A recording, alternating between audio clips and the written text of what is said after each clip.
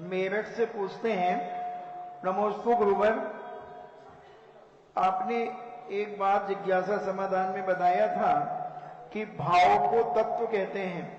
गुरुवर, भाव शब्द पकड़ में नहीं आया, भाव से क्या तात्पर्य है?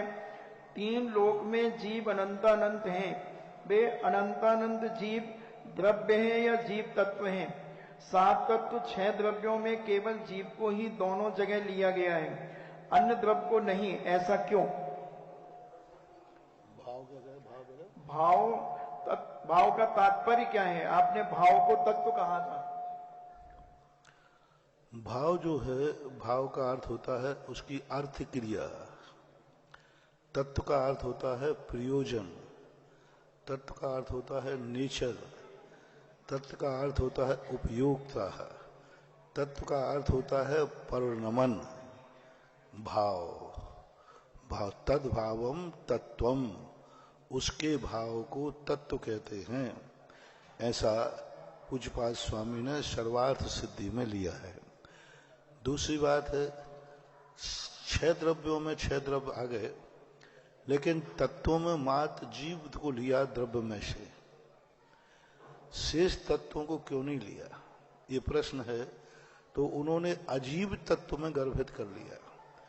अजीव द्रव्य नहीं हो सकता था, क्योंकि अजीव द्रव्य मानने पर सभी द्रव्यों के स्वरूप भिन्न भिन्न थे, लेकिन अजीव तत्व के अंतर्गत पांच द्रव्य आ जाते, क्योंकि अजीवत्वपना सभी द्रव्यों में पाया जाता है, द्रव्यपना नहीं। सभी द्रव्य जो हैं तत्व की अपेक्षा अजीब हैं, लेकिन द्रव्य की अपेक्षा, स्वयं सत्ता की अपेक्षा से भिन्न है। जैसे ये सभा मनुष्यों की अपेक्षा से मनुष्यों की है, लेकिन प्रत्येक मनुष्य की सत्ता अलग अलग है, प्रत्येक मनुष्य का अस्तित्व अलग अलग है, लेकिन सामान्य सभी मनुष्य हैं। इसी प्रकार प्रत्येक द्रव्य अपने आप में स्वतंत्र है, लेकिन सभी में जो तत्व है, भाव है, अजीवत्व, वो पांचों द्रव्यों में एक साथ पाए जाने से पांच द्रव्यों को अजीव तत्व में ले लिया। बाकी जो शेष तत्व हैं वे जीव से संबंध रखते हैं, जीव के परिणामों से संबंध रखते हैं। चूंकि तत्वों की जो व्याख्या है यह मोक्ष मार्ग से संबंध रखती है, द्रव्यों की नहीं। इसलिए उमा स्वामी महाराज ने, पूज्यवर ने, द्रव्य के सिद्धांत को सम्यक दर्शन नहीं कहा, तत्वों के सिद्धांत को सम्यक दर्शन कहा, क्योंकि तत्व से हमारी मोक्ष मार्ग बनता है, संसार मार्ग बनता है। जितनी ये सृष्टि है, चाहे वो पारमार्थिक हो चाहे सांसारिक हो, ये सब जो दिख रहा है सब तत्व का कमाल है। मोक्ष जीव को मिलेगा, जीव तत्व से मिलेगा।